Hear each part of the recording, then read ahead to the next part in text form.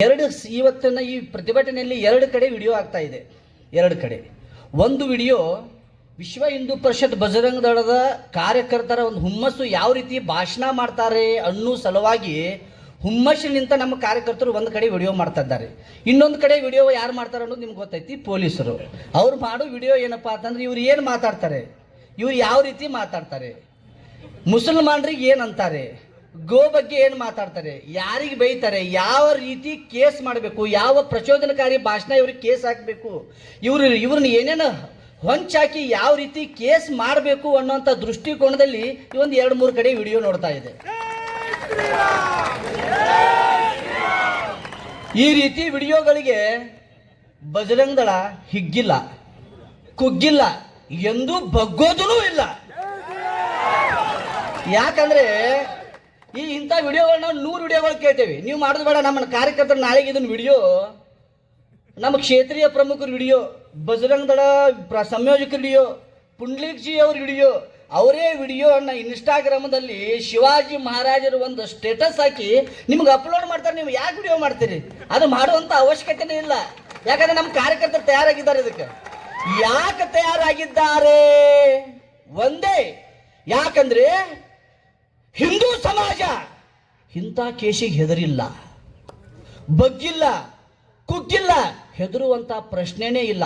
ಹೆದರಿದ್ದರೆ ಇವತ್ತಿನ ಕಿತ್ತೂರಿನಲ್ಲಿ ಇಲ್ಲ 100 ಸಂಖ್ಯೆಯಲ್ಲಿ ಕಾರ್ಯಕರ್ತರು ಕೂಡುತ್ತಿದ್ದಿಲ್ಲ. ಯಾಕಂದ್ರೆ ಬಜರಂಗ ದಳ ಯಾವಾಗಲೂ ಕುಗ್ಗಿಲ್ಲ, ಇಂಥ ಪೊಲೀಸರ ಕೇಸಿಗೆ ಹೆದರಿಲ್ಲ.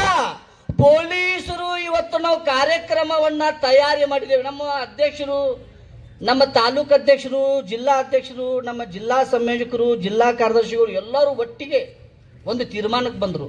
ಯಾವ ರೀತಿ ತೀರ್ಮಾನ ಅಂದರೆ, ಇಲ್ಲಿ ಮುಸಲ್ಮಾನರ ಮತ ಅಂದ ಜಿಹಾದಿ ಮುಸಲ್ಮಾನರದ ಉಪಟಳ ಜಾಸ್ತಿ ಆಗಿದೆ, ಅದಕ್ಕೆ ತೀಕ್ಷ್ಣವಾದಂಥ ಒಂದು ಉತ್ತರ ಕೊಡಬೇಕು ಅನ್ನುವಂಥ ಒಂದು ದೃಷ್ಟಿಕೋನದಲ್ಲಿ ಈ ಎಲ್ಲ ಬಜರಂಗಿಗಳು ಇಲ್ಲಿ ಹಿಂದೂ ಸಮಾಜದ ಕಾರ್ಯಕರ್ತರು ಸೇರಿ 2ನೇ ತಾರೀಕಿಗೆ ಬಂದ್ ಮಾಡಬೇಕು ಅನ್ನುವಂಥ ಒಂದು ಘೋಷಣೆಯನ್ನು ಹಾಕಿದರು. ಯಾವಾಗ ಬಜರಂಗ ದಳದ ಕಾರ್ಯಕರ್ತರು ಬಂದ್ ಮಾಡ್ತೇವಿ ಅಂತೇಳಿ ಘೋಷಣೆ ಹಾಕಿದ್ರು, ಬಜರಂಗ ದಳ ಕಾರ್ಯಕರ್ತರು 2ನೇ ತಾರೀಕಿಗೆ ಬಂದ್ ಮಾಡಬೇಕು ಅನ್ನುವಂಥ ಒಂದು ವಿನಂತಿಯನ್ನ ಎಲ್ಲರಿಗೂ ತಿಳಿಸಿದ್ರು. ಅವತ್ತಿಗೆ ಪೊಲೀಸರು ಎದೆಯಲ್ಲಿ ಡವಾ ಡವಾ ಡವಾ ಏನು ಮಾಡಿದ್ರು? ಯಾವ ರೀತಿ ಈ ಪ್ರತಿಭಟನೆಯನ್ನ, ಈ ಬಂದನ್ನ ಯಾವ ರೀತಿ ಹತ್ತಿಕ್ಕಬೇಕು ಅನ್ನುವಂಥ ಪ್ರಯತ್ನಕ್ಕೆ ಯಾರ ಮೇಲಾಧಿಕಾರಿಗಳು ಇವರಿಗೆ ಪ್ರಚೋದನೆ ಇದೆ ಗೊತ್ತಿಲ್ಲ, ಯಾವ ರಾಜಕಾರಣಿಗಳು ಇವರಿಗೆ ಪ್ರೆಷರ್ ಇದೋ ಗೊತ್ತಿಲ್ಲ. ಇದು ಎಲ್ಲದರ ಮಧ್ಯೆ ಪೊಲೀಸರು ಒಂದು ನೋಟಿಸ್ ತಗೊಂಡು ಅಡ್ಡಾಡಿದ್ರು. ಯಾವ ರೀತಿ ನೋಟಿಸಪ್ಪ ಅಂದರೆ, ಇದೇ ನನ್ನ ಕೈಯಲ್ಲಿ ನಮ್ಮ ಕಾರ್ಯಕರ್ತರು ನೋಟಿಸ್ ಕೊಟ್ಟರು, 110 ಕೇಸ್ ಹಾಕಿದ್ರು, ಮನೆ ಮನೆಗೆ ನೋಟಿಸ್ ಹಂಚಿದ್ರು. ನಮ್ಮ ಅಧ್ಯಕ್ಷರನ್ನು ಒಳಗೊಂಡು ಎಲ್ಲ ಪ್ರಮುಖರಿಗೆ ನೋಟಿಸ್ ಕೊಟ್ಟರು. ಯಾವ ರೀತಿ ನೋಟಿಸ್ ಕೊಟ್ರಪ್ಪ ಅಂದರೆ, ಹೆದರಿಸುವಂಥ ಪ್ರಯತ್ನ ಮಾಡಿದರು, ನಮ್ಮ ಕಾರ್ಯಕ್ರಮವನ್ನು ಕುಗ್ಗಿಸುವಂಥ ಪ್ರಯತ್ನ ಮಾಡಿದರು, ರ್ಯಾಲಿ ಮಾಡಬಾರ್ದು ಅಂತ ಹೇಳಿದರು. ನಾ ಪೊಲೀಸರಿಗೆ ಒಂದು ವಿನಂತಿ ಹೇಳ್ತೀನಿ, ಆಗ್ರಹ ಮಾಡ್ತೀನಿ, ಎಚ್ಚರಿಕೆ ಮಾಡ್ತೀನಿ, ನಾವು ರ್ಯಾಲಿ ನಿಲ್ಲಿಸಿದ್ದು ನಿಮಗೆ ಹೆದರಿಕೆಗಲ್ಲ, ನಿಮ್ಮ ನೋಟಿಸಿಗಲ್ಲ. ಬಜರಂಗ ದಳದ ಕಾರ್ಯಕರ್ತರು ನಾವು ರ್ಯಾಲಿಗೆ ತಡೆದಿದ್ದು ನಮ್ಮ ಹಿರಿಯರ ವಿನಂತಿಗೆ ವಿನಃ ಪೊಲೀಸರ ನೋಟಿಸಿಗಲ್ಲ. ನಿಮ್ಮ ನೋಟಿಸ್ಗೆ ನಾವು ಹೆದರುವುದಿಲ್ಲ, ನಿಮ್ಮ ನೋಟಿಸ್ಗೆ ನಾವು ಬಗ್ಗೋದಿಲ್ಲ. ನಿಮ್ಮ ನೋಟಿಸ್ಗೆ ಹೆದರಿ ನಾವು ಕಾರ್ಯಕ್ರಮವನ್ನ ರ್ಯಾಲಿ ನಿಲ್ಲಿಸಿಲ್ಲ. ಬದಲಾಗಿ ನಮ್ಮ ಅಧ್ಯಕ್ಷರು ವಿನಂತಿ ಮಾಡ್ಕೊಂಡ್ರು, ನಮ್ಮ ಕೃಷ್ಣಾಜಿ ವಿನಂತಿ ಮಾಡ್ಕೊಂಡ್ರು, ನಾವು ನಮ್ಮ ಕಾರ್ಯಕರ್ತರಿಗೆ ವಿನಂತಿ ಮಾಡ್ಕೊಂಡಿವಿ. ಯಾವ ರೀತಿ ವಿನಂತಿ?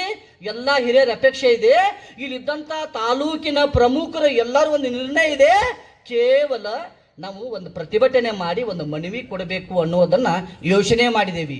ನೀವೇನಾದರೂ ಇಲ್ಲಿದ್ದಂಥ ಮತಾಂಧ ಮುಸಲ್ಮಾನರಿಗೆ ನೀವು ಸಹಾಯ ಸಹಕಾರ ಮಾಡಿದ್ದೇ ನಿಜವಾದರೆ, ಇಲ್ಲಿದ್ದಂಥ ಮುಸಲ್ಮಾನರಿಗೆ ಎಚ್ಚರಿಕೆ ಕೊಡ್ತಿದ್ದೀನಿ, ಮೂಲೆ ಮೂಲೆಯಲ್ಲಿ ಮುಸಲ್ಮಾನರು ನಿಂತು ಕೇಳ್ತಿರಬಹುದು, ನಿಮಗೆ ನಾವು ಹೆದರಿಲ್ಲ. ನೀವು 1200 ಅಲ್ಲ, ಇಡೀ ಕಿತ್ತೂರಿನ ಮುಸಲ್ಮಾನರು ಒಂದಾಗಿ ಬಂದ್ರು. ನಮ್ಮ ಬಜರಂಗ ದಳದ ಕಾರ್ಯಕರ್ತ ಒಬ್ಬ ರಾಕೇಶ್ ಅಂಗಡಿ ನಿಮಗೊಬ್ಬ ಸಮ, ಒಬ್ಬ ಸಂತೋಷ್ ಮಾದಿಗರು ಒಬ್ಬ ಸಮ, ಕುಮಾರ್ ಗಣಾಚಾರಿ ಒಬ್ಬ ಸಮ, ನಮ್ಮ ತಾಲೂಕಾ ಅಧ್ಯಕ್ಷರು ನಿಮಗೆ 1200 ಮಂದಿ ಒಬ್ಬರೇ ಒಬ್ಬ ಸಮ. ನಿಮಗೆ ಹೆದರಿಲ್ಲ, ನಿಮಗೆ ದೊಣ್ಣೆಗೆ ಹೆದರಿಲ್ಲ. ನಿಮ್ಮ ಮಾರಕ ಅಸ್ತ್ರಿಗಳಿಗೆ ಹೆದರಿಲ್ಲ. ಬಜರಂಗ ದಳ ಹುಟ್ಟಿದ್ದೇ ಸಂಘರ್ಷದಿಂದಲೇ. ಕೃಷ್ಣಾಜಿ ಅವ್ರು ಹೇಳಿದ್ರು, ನಾವು ಹುಟ್ಟಿದ್ದೇ ಬಜರಂಗ ದಳ ಸಂಘರ್ಷಕ್ಕೆ. ಯಾರು ಹೆದರ್ತಾನೋ ಆ ಬಜರಂಗ ದಳ ಕಾರ್ಯಕರ್ತನೇ ಅಲ್ಲ. ಇಲ್ಲಿದ್ದಂಥವ್ರು ಎಲ್ಲರೂ ಗಂಡು ಮೆಟ್ಟಿದ ಕಿತ್ತೂರು ಚೆನ್ನಮ್ಮ ನಾಡಿನಲ್ಲಿ ಬಂದಂಥವ್ರು ಎಲ್ಲರೂ ನಿಜವಾದ ಗಂಡು ಗಲಿ ಬಜರಂಗಿಗಳು, ಹೆದರೋದಿಲ್ಲ ಅನ್ನೋ ಮಾತನ್ನ ಇಲ್ಲಿದ್ದಂಥ ಪೊಲೀಸರಿಗೆ, ಮುಸಲ್ಮಾನರಿಗೆ ಎರಡೂ ಕಡೆ ಎಚ್ಚರಿಕೆ ಕೊಡ್ತೀನಿ ನಾನು. ಏನ್ರಿ, ನಮಗೆ ನೋಟಿಸ್ ಕೊಡ್ತೀರಿ ನೀವು, ನಮಗೆ ಹೆದರಿಸ್ತೀರಿ ನೀವು. 25 ಜನರಿಗೆ ನೋಟಿಸ್, ನಾಳೆಗೆ 26 ಪುಂಡಲೀಕ್ ದಳವಾಯಿ, 27 ಕೃಷ್ಣಾಜಿ. ನಾವು ತಯಾರಿದ್ದೇವೆ. ಈ ಕೇಸಿಗೆ ಹೆದರಿಲ್ಲ. ಬಜರಂಗ ದಳ ಹುಟ್ಟಿದ್ದೇ ಸಂಘರ್ಷದಿಂದ. ಈ 1200 ಮುಸಲ್ಮಾನರ ದೊಣ್ಣೆಗೆ ನಾವು ಹೆದರಿಲ್ಲ. ಇದೇ ರೀತಿ ಮುಸಲ್ಮಾನರು ರಾಮ ಜಾನಕಿ ರಥಯಾತ್ರೆಗೆ ಧಮಕಿ ಕೊಟ್ಟರು. 1984ರಲ್ಲಿ ವಿಶ್ವ ಹಿಂದೂ ಪರಿಷತ್ತಿನ ನೇತೃತ್ವದಲ್ಲಿ ಒಂದು ದೊಡ್ಡ ರಾಮ ಜಾನಕಿ ರಥಯಾತ್ರೆ ನಡೀತು. ನಮ್ಮ ಕೃಷ್ಣಾಜಿ ಹೇಳಿದ್ರು, ರಾಮ ಜಾನಕಿ ರಥಯಾತ್ರೆ ಸಂಘರ್ಷ. ರಾಮ ಜಾನಕಿ ರಥಯಾತ್ರೆಯ ದಿನ ಅವತ್ತಿನ ಸರ್ಕಾರ, ಮೇಲಿನ ಸರ್ಕಾರ ಕಾಂಗ್ರೆಸ್ ಸರ್ಕಾರ, ಕೆಳಗೆ ಮುಲಾಯಂ ಸಿಂಗ್ ಯಾದವ್ ಅವರ ಸರ್ಕಾರ ಹೇಳಿದ್ರು, ಒಂದು ಹಕ್ಕಿಯನ್ನು ಹಾರಾಕ್ ಬಿಡುದಿಲ್ಲ ಅಂತೇಳಿ ಮುಲಾಯಂ ಸಿಂಗ್ ಯಾದವ್ ಅವರು ಹೇಳಿದಿಲ್ಲ. ಅಂತ ಸರ್ಕಾರ, ಮೇಲೆ ಕೇಂದ್ರ ಸರ್ಕಾರ, ಕೆಳಗಡೆ ರಾಜ್ಯ ಸರ್ಕಾರ, ಎರಡೂ ಸರ್ಕಾರ ಹಿಂದೂ ವಿರೋಧಿ ಸರ್ಕಾರ. ಇದರ ಮಧ್ಯೆ ವಿಶ್ವ ಹಿಂದೂ ಪರಿಷತ್ತಿನ ನೇತೃತ್ವದಲ್ಲಿ 1984ರಲ್ಲಿ ರಾಮ ಜಾನಕಿ ರಥಯಾತ್ರೆ ಪ್ರಾರಂಭವಾಯಿತು. ಅದರ ಉದ್ದೇಶ ಇಡೀ ಹಿಂದೂ ಸಮಾಜಕ್ಕೆ ಕಳಂಕಿತ ಬಾಬರಿ ಮಸೀದಿ 1992ರಲ್ಲಿ ಇದೇ ನಮ್ಮ ಬಜರಂಗಿಗಳು ಯಾವ ಶಸ್ತ್ರಾಸ್ತ್ರಗಳಿಂದಲ್ಲ, ಕೇವಲ ಕುಟ್ಟಿ ಕುಟ್ಟಿ ಅಲ್ಲಿ ಮಸೀದಿ ಕೆಡದಿದ್ದಾರೆ. ಅಂತ ಬಜರಂಗಿಗಳು ಎಲ್ಲರೂ ಸೇರಿ 1984ರಲ್ಲಿ ಒಂದು ರಾಮ ಜಾನಕಿ ರಥಯಾತ್ರೆಯನ್ನ ಮಾಡುವಂತ ಪ್ರಯತ್ನ ಮಾಡಿದರು. ಪರಮ ಪೂಜನೆ ಸ್ವಾಮೀಜಿಗಳ ನೇತೃತ್ವದಲ್ಲಿ, ಈ ವಿಶ್ವ ಹಿಂದೂ ಪರಿಷತ್ತಿನ ನೇತೃತ್ವ, ವಿಶ್ವ ಹಿಂದೂ ಪರಿಷತ್ತಿನ ಪ್ರಮುಖರು ಅಂದ್ರೆ ನಮ್ಮ ಸ್ವಾಮೀಜಿಗಳು. ಸ್ವಾಮೀಜಿಗಳು ಏನ್ ಹೇಳ್ತಾರೋ ಅದನ್ನ ನಾವು ಕೇಳ್ತೇವೆ. ಸ್ವಾಮೀಜಿಗಳ ಬಗ್ಗೆ ನಮಗೆ ಬಹಳ ಆದರಣೆ ಇದೆ. ಸ್ವಾಮೀಜಿಗಳು ಹೇಳಿದ್ರು, ನಾವು ನಿಮ್ಮ ಹತ್ರ ಸನ್ಮಾನ ಮಾಡಿಸ್ಕೊಳ್ಳೋಕೆ ಸಲುವಾಗಿ ಬಂದಿಲ್ಲ, ಗೋ ಹತ್ಯೆ ನಿಲ್ಲಿಸು ಸಲುವಾಗಿ ಬಂದಿದ್ದೇವೆ, ನಿಮ್ಮ ಹೋರಾಟದ ಜೊತೆ ನಾವಿದ್ದೇವೆ ಅಂತ ಹೇಳಿದ್ರು. ಇಂಥ ಸ್ವಾಮೀಜಿಗಳ ನೇತೃತ್ವದಲ್ಲಿ 1984ರಲ್ಲಿ ಪರಮ ಪೂಜನೀಯ ಸ್ವಾಮೀಜಿಗಳ ನೇತೃತ್ವದಲ್ಲಿ ವಿಶ್ವ ಹಿಂದೂ ಪರಿಷತ್ತಿನ ಅಶೋಕ್ ಜಿ ಸಿಂಗಲ್ ಅವರ ನೇತೃತ್ವದಲ್ಲಿ ಒಂದು ಬೃಹತ್ ರಾಮ ಜಾನಕಿ ರಥಯಾತ್ರೆ ಪ್ರಾರಂಭವಾಯಿತು. ಆ ರಾಮ ಜಾನಕಿ ರಥಯಾತ್ರೆಗೆ ಸ್ವಾಮೀಜಿಗಳು, ನಮ್ಮ ಹಿಂದೂ ಸಮಾಜದ ಪ್ರಮುಖರು ಒಂದು ವಿನಂತಿಯನ್ನ ಕೊಟ್ಟರು. ಇದೇ ರೀತಿ ನೀವು ನಾಳೆಗೆ ನಿನ್ನೆ ಮಣ್ಣು ಹೋಗಿದ್ದೀರಲ್ಲ ಪೊಲೀಸರ ಹತ್ರ, ನಮ್ಮ ರಕ್ಷಣೆ ಕೊಡ್ರಿ, ನಮ್ಮ ರ್ಯಾಲಿ ಮಾಡಕ್ ಕೊಡ್ರಿ ಅಂತ ಕೇಳಿದ್ರಲ್ಲ. ಅದೇ ರೀತಿ 1984ರಲ್ಲಿ ಅಲ್ಲಿದ್ದಂಥ ಕೇಂದ್ರ ಸರ್ಕಾರಕ್ಕೆ ಒಂದು ಸೂಕ್ತವಾದಂಥ ರಕ್ಷಣೆ ಕೊಡಿ, ನಮ್ಮ ಪರ್ಮಿಷನ್ ಕೊಡಬೇಕು ಅಂತೇಳಿ ಸ್ವಾಮೀಜಿಗಳು ಮತ್ತು ವಿಶ್ವ ಹಿಂದೂ ಪರಿಷತ್ತಿನ ಪ್ರಮುಖರು ಹೋದ್ರು.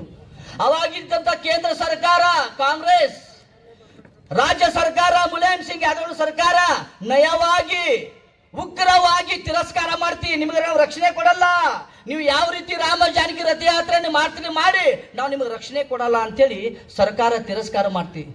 ಆದರೆ ಪೂರ್ವ ನಿಯೋಜಿತವಾದಂಥ ಯೋಜನೆ ಯಾವ ರೀತಿ ಕಿತ್ತೂರಲ್ಲಿ ಕಾರ್ಯಕ್ರಮ ಆತ್ಲ, ಇವು ಯಾರು ನೋಟಿಸ್ ಕೊಟ್ರಲ್ಲ, ಯಾವುದು ನೋಟಿಸ್ಗೆ ಹೆದರದೆ ಬಗ್ಗದೆ ಕುಗ್ಗದೆ ಯಾವ ರೀತಿ ಇವತ್ತು ಪ್ರತಿಭಟನೆ ಆಗ್ತಾ ಇದೆ. ಅವತ್ತು 1984ರಲ್ಲಿ ಅವತ್ತಿನ ಕೇಂದ್ರ ಸರ್ಕಾರ ಪೊಲೀಸರು ವಿರೋಧ ಮಾಡಿದ್ರು ನಮ್ಮ ರಥಯಾತ್ರೆಗೆ. ಆದರೂ ಕೂಡ 1984ರಲ್ಲಿ ರಥಯಾತ್ರೆಯನ್ನು ನಾವು ಮಾಡಿದ್ದೇವೆ. ಅವಾಗ ಯಾವಾಗ ರಥಯಾತ್ರೆ ಪ್ರಾರಂಭವಾಯಿತು, ಇದ್ರ ಉದ್ದೇಶ ಒಂದೇ ಒಂದು, ಪ್ರಭು ಶ್ರೀರಾಮನ ಆದರ್ಶವನ್ನ, ನಮ್ಮ ರಾಮ ಮಂದಿರ ಈ ನಿರ್ಮಾಣ ಆಗ್ತಾ ಇದೆ, ನಮ್ಗೆಲ್ಲರಿಗೂ ಹೆಮ್ಮೆ ಇದೆ. ಆ ರಾಮ ಮಂದಿರ ಇವತ್ತು ಭವ್ಯವಾದಂಥ ರಾಮ ಮಂದಿರ ನಿರ್ಮಾಣ ಆಗಬೇಕಂದ್ರೆ ನಮ್ಮ ಗುರುಗಳು, ನಮ್ಮ ಆದರಣೀಯ, ನಮ್ಮ ಊರವರೇ ಮಾನನೀಯ ಗೋಪಾಲ್ಜಿ ಅವರ ನೇತೃತ್ವದಲ್ಲಿ ಒಂದು ಭೌತವಾದಂಥ ರಾಮ ಮಂದಿರವನ್ನು ವೇದಿಕೆಯಲ್ಲಿ ಬೃಹತ್ ರಾಮ ಮಂದಿರ ನಿರ್ಮಾಣವಾಗಿದೆ. ನಮ್ಮದು ಒಂದು ಬಹಳ ಏನಪ್ಪ ಅಂದ್ರೆ ನಮ್ಮ ಪುಣ್ಯ ಮಾಡಿದ್ದೇವೆ. ಅದಕ್ಕೆ ಒಂದು ಮತ್ತೊಂದು ಪುಣ್ಯ ಏನಪ್ಪ ಅಂದ್ರೆ ಅವರು ಸಹೋದರರು ಇವತ್ತು ವೇದಿಕೆ ಮೇಲೆ ಕೂತಿದ್ದಾರೆ, ಮತ್ತೊಂದು ಹೆಮ್ಮೆ ನಮಗೆ. ಅಂತ ಮಹಾ ವ್ಯಕ್ತಿ ಇವತ್ತು ರಾಮ ಮಂದಿರ ನಿರ್ಮಾಣ ಮಾಡಕ್ಕೆ ಹೋಗಿದ್ದಾರೆ ನಮ್ಮವರೇ. ಅಂತ ರಾಮ ಮಂದಿರಕ್ಕೆ 108 ವಿಘ್ನ, ಕೇಂದ್ರ ಸರ್ಕಾರ ಪರ್ಮಿಷನ್ ಕೊಡಲಿಲ್ಲ. ಆದರೂ ಕೂಡ ವಿಶ್ವ ಹಿಂದೂ ಪರಿಷತ್ ರಾಮ ಮಂದಿರ ಜಾನಕಿ ರಥಯಾತ್ರೆಯನ್ನ ಮಾಡುವಂತ ತೀರ್ಮಾನಕ್ಕೆ ಮಾಡಿದ್ದೇವೆ. ಇದು ಒಂದೇ ಒಂದು ಉದ್ದೇಶ, ಪ್ರಭು ಶ್ರೀರಾಮನ ಆದರ್ಶವನ್ನ ಹಿಂದೂ ಸಮಾಜದ ಮೂಲೆ ಮೂಲೆಗೆ ಪ್ರಭು ಶ್ರೀರಾಮನ ಆದರ್ಶವನ್ನು ತಿಳಿಸಬೇಕು, ರಾಮನ ಮೌಲ್ಯವನ್ನು ತಿಳಿಸಬೇಕು, ರಾಮನ ಇತಿಹಾಸವನ್ನು ತಿಳಿಸಬೇಕು.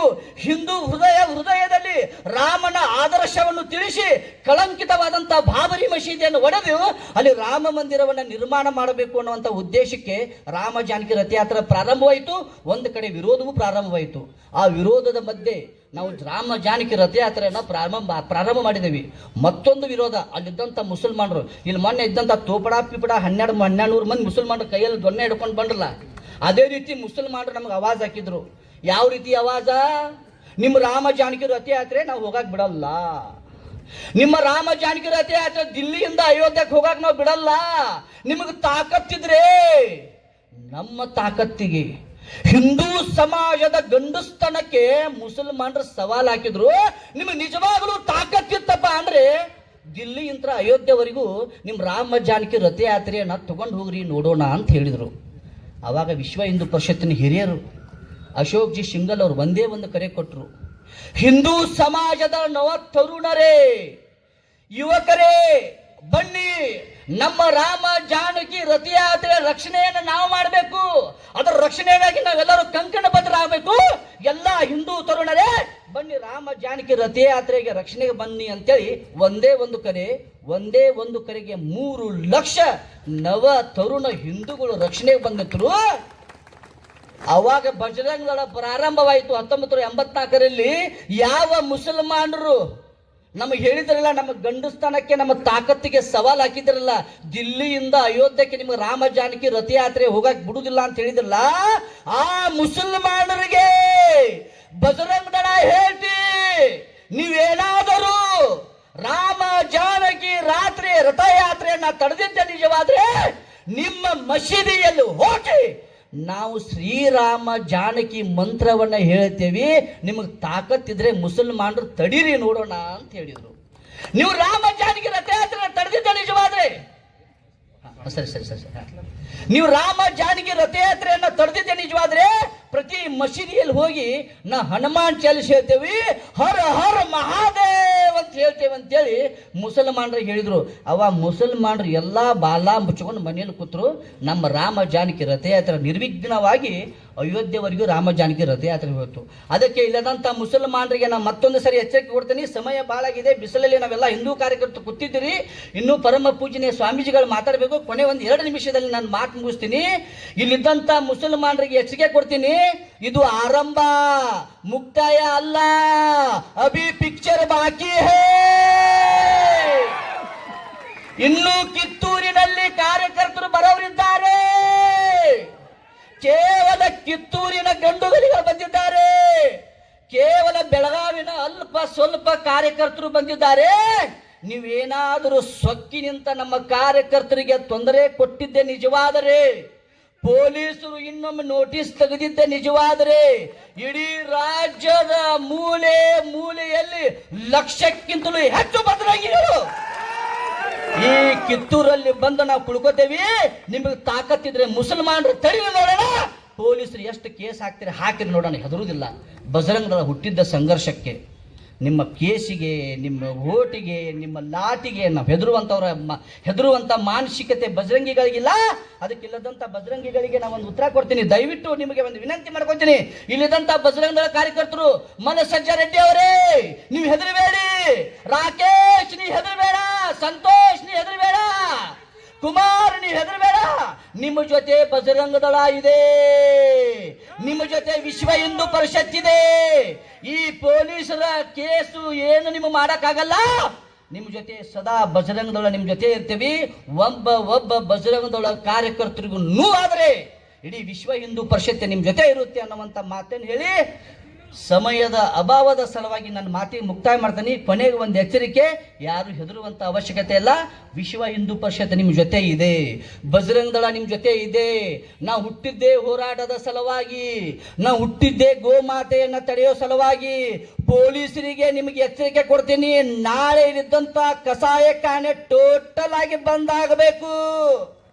ಆಗದೇ ಇದ್ರೆ ಇಡೀ ಬೆಳಗಾವಿ ಜಿಲ್ಲಾ ಬಜರಂಗ ದಳ ಕಾರ್ಯಕರ್ತರು ನಮ್ಮ ಕೃಷ್ಣಾಜಿ ಹೇಳಿದ್ರು, ಪೊಲೀಸ್ ಠಾಣೆಗೆ ಮುತ್ತಿಗೆ ಹಾಕ್ತೇವೆ ಅಂತೇಳಿ. ಪೊಲೀಸ್ ಠಾಣೆಗೆ ಜೊತೆ ಇಲ್ಲಿ ಪ್ರತಿಯೊಂದು ಮುಸಲ್ಮಾನರ ಕಸಾಯ ಖಾನೆಗೆ ನಾವು ಮುತ್ತಿಗೆ ಹಾಕ್ತೇವೆ. ತಾಕತ್ತಿದ್ರೆ ಇಲ್ಲಿದ್ದಂಥ ಮುಸಲ್ಮಾನರ ತಡೀರಿ ನೋಡೋಣ. ಇಷ್ಟು ಹೇಳಿ ಇವತ್ತಿನ ಕಾರ್ಯಕ್ರಮದ, ಇವತ್ತಿನ ಪ್ರತಿಭಟನೆಗೆ ಎಷ್ಟೋ ವಿರೋಧಗಳ ಮಧ್ಯೆ, ಎಷ್ಟೋ ಕೇಸುಗಳ ಮಧ್ಯೆ, ತೊಂದರೆಗಳ ಮಧ್ಯೆ ನಮ್ಮ ಶ್ರದ್ಧೆಯ ತಾಯಂದಿರು ಕೂಡ ಇವತ್ತು ಕಾರ್ಯಕ್ರಮಕ್ಕೆ ಬಂದಿದ್ದಾರೆ. ಅನೇಕ ಕಾರ್ಯಕರ್ತ ಬಂಧುಗಳು ಬಂದಿದ್ದಾರೆ. ಬೆಳಗಾವಿಯಿಂದ, ಚಿಕ್ಕೋಡಿಯಿಂದ ಅನೇಕ ನಮ್ಮ ಕಾರ್ಯಕರ್ತರು, ಸಂಘ ಪರಿವಾರದಿಂದ ನಮ್ಮ ಹಿರಿಯರೆಲ್ಲರೂ ಬಂದು ಕೂತಿದ್ದಾರೆ. ನಿಮಗೆ ವಿನಂತಿ ಪೂರ್ವಕವಾಗಿ ನಾನು ನಿಮಗೆ ಕೃತಜ್ಞತೆ ಕಳಿಸ್ತೀನಿ. ನಾವೆಲ್ಲರೂ ನಿಮ್ಮ ಜೊತೆ ಇದ್ದೀವಿ. ವಿಶ್ವ ಹಿಂದೂ ಪರಿಷತ್ ಸದಾ ಸಂಘಟನೆ ನಿಮ್ಮ ಜೊತೆ ಇರುತ್ತೆ ಅನ್ನುವಂಥ ಮಾತನ್ನು ಹೇಳಿ ಇವತ್ತಿನ ಕಾರ್ಯಕ್ರಮದಲ್ಲಿ ಮಾತಾಡಲಿಕ್ಕೆ ನನಗೆ ಅವಕಾಶ ಕೊಟ್ಟಂಥ ಎಲ್ಲ ಪೂಜನೀಯ ಸ್ವಾಮೀಜಿಗಳಿಗೆ ಹಿರಿಯರಿಗೆ ನನ್ನ ವಂದನೆಗಳನ್ನು ಸಲ್ಲಿಸಿ ನನ್ನ ಮಾತನ್ನ ಮುಗಿಸ್ತೀನಿ. ಮತ್ತೊಮ್ಮೆ ಜೋರಾಗಿ ಘೋಷಣೆ ಎಲ್ಲಿ ಕೇಳ್ಬೇಕಪ್ಪ ಅಂದ್ರೆ ಅಲ್ಲಿಗೆ ಕೇಳ್ಬೇಕಾದ್ ಮತ್ತೋಗಿ ಮತ್ತೊಂದ್ಸಲ ಜೋರಾಗಿ ಘೋಷಣೆ ಹಾಕೋಣ. ಭಾರತ್ ಮಾತಾ ಕಿ ವೀರ ರಾಣಿ ಕಿತ್ತೂರು ಚೆನ್ನಮ್ಮ ಕಿ, ಸಂಗೊಳ್ಳಿ ರಾಯಣ್ಣ ಕಿ, ಬಿ ಆರ್ ಅಂಬೇಡ್ಕರ್ ಕಿ, ಭಾರತ್ ಮಾತಾ ಕಿ, ಸಿಯಾವರ ರಾಮಚಂದ್ರ ಮಹಾರಾಜ್ ಕಿ ಜೈ ಕರೇ ವೀರ ಬಜರಂಗಿ. ಹರ ಹರ ಮಹಾದೇವ್. ಜೈ ಶ್ರೀರಾಮ್, ಜೈ ಶ್ರೀರಾಮ್.